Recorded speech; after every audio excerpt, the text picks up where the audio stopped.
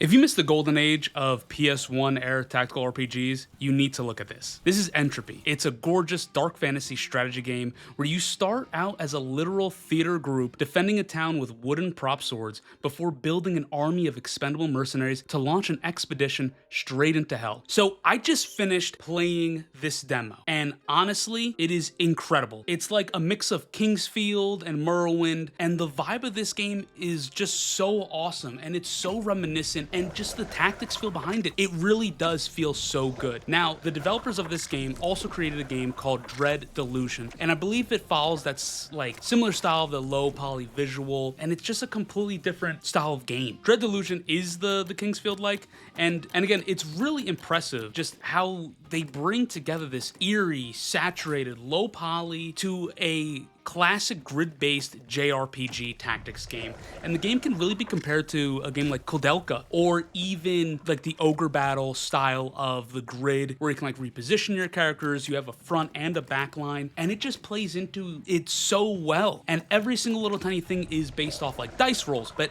your equipment is pretty much your skills, and then you could get like additional attributes at different levels, and it just really plays so well, and I just have to talk about it. So before I even dive in any deeper, let's just talk about how you start off in this game. So you are an actor. Pretty much you have three options of a character. It's pretty much like male, female, and then, you know, a non-binary type of character who is something of, I don't even know how to describe it. I mean, granted, you're in like a world of like demons and shit, so it's just a choice.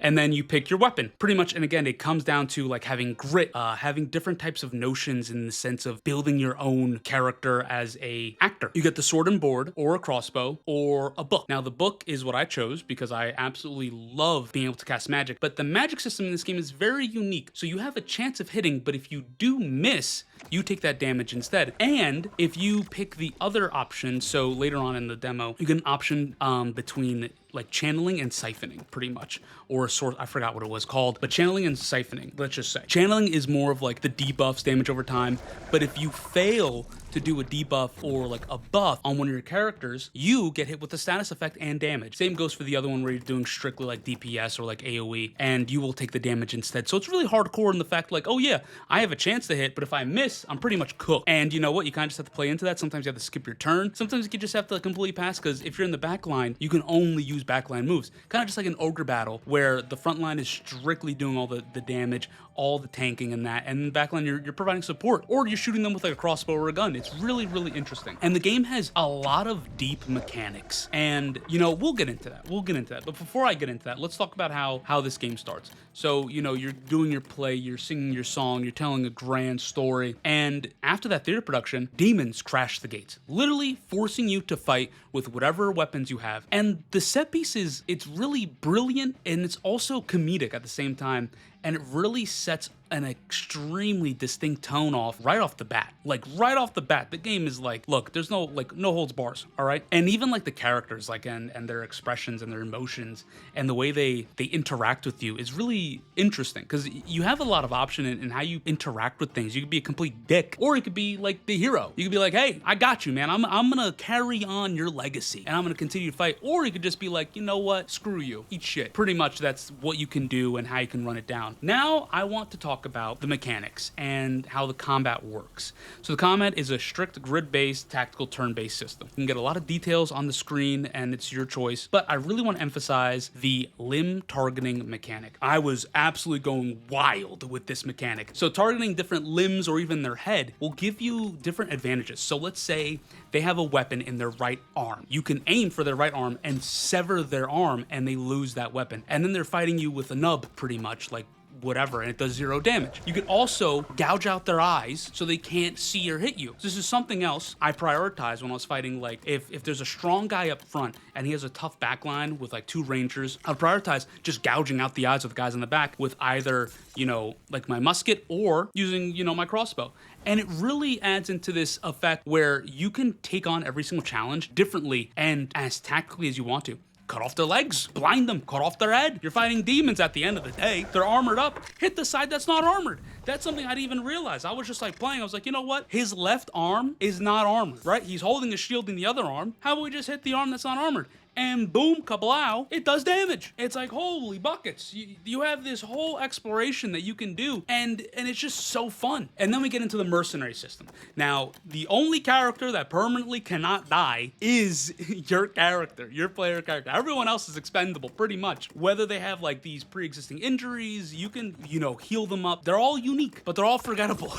All right? I was fighting tooth and nail not to lose any of my guys, but believe me, they will die. They will die. They've come close to dying. And if they do die, that's game over. And you could recruit different people with different stories. I know my favorite guy, my two favorite guys. Shid, he's the first companion that you get. He's a great guy, great tank. And he's a little soft. He's a squire. His knight died, who he was squiring for. And now, you take him up in arms. And, he's beating the brakes off of these guys. But my favorite guy was the Strigoi Hunter. He is so cool. He has really high range and melee, and he's also a tank. So you could have him in the back, or you could have him in the front. He comes with a crossbow, but I gave him 2 maces. And you get double hits. It's crazy the amount of customization you can do. You're over here dual wielding. I gave my main character a sword and the book, and I'm like, look, if those guys up front die, I can at least defend myself. I can beat the brakes off these people. And the gameplay loop, truly, it didn't feel, annoying. It didn't feel soft. And as you make your way, you have like these choices of like, oh, I came across some brigands. It's kind of like in Morrowind or like in Oblivion. It's like, oh no, these brigands, like they want my gold. Now you could either choose to give them the gold or beat the brakes off of them.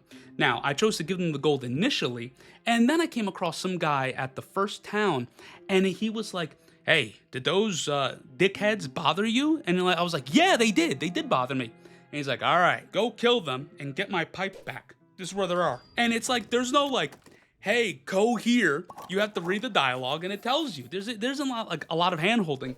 So you go there, you fight through these different waves of guys, you beat the brakes off of them, and you get his pipe. All he wanted was a pipe. And then you give him back his pipe. He's like, ah, shit, you can keep it. My dad was a dick. He gave me the pipe, but he was a bastard himself. I don't want this anymore. You could use it. And it's just, that's literally how the quest functions. Sprinkles in a lot of like CRPG. Some moments, it's just like you're not doing combat. You're like cycling through dialogue, picking the correct options, having fun, finding a way in and out of hell. Things like that. That's how the demo ends, by the way. You have to find your way in and out of hell. It is crazy. And let me tell you about this art style. Oh my God, the art style is exquisite. It's masterful. It's absolutely gorgeous. Not just the PS1 style graphics, but the icons, the sprites, the art design around it. It is incredible. Truly, truly. And I truly cannot, mention enough. This was an incredible experience. So if you guys like this type of game, please make sure you guys like, subscribe. Oh my God, I'm an idiot. Please make sure you guys dive on in, download the demo, give it a review, and just let me know your thoughts below, because I'm really interested in seeing what everyone has to say. But that's it. I can ramble about this game for like probably another hour, but make sure you guys like, subscribe. Check out this game August 18th. I'm definitely going to be picking it up, and I really want to do like a full playthrough of it and just absolutely, go balls to the walls, baby. But I'll see you guys in the next video. Thanks for stopping by.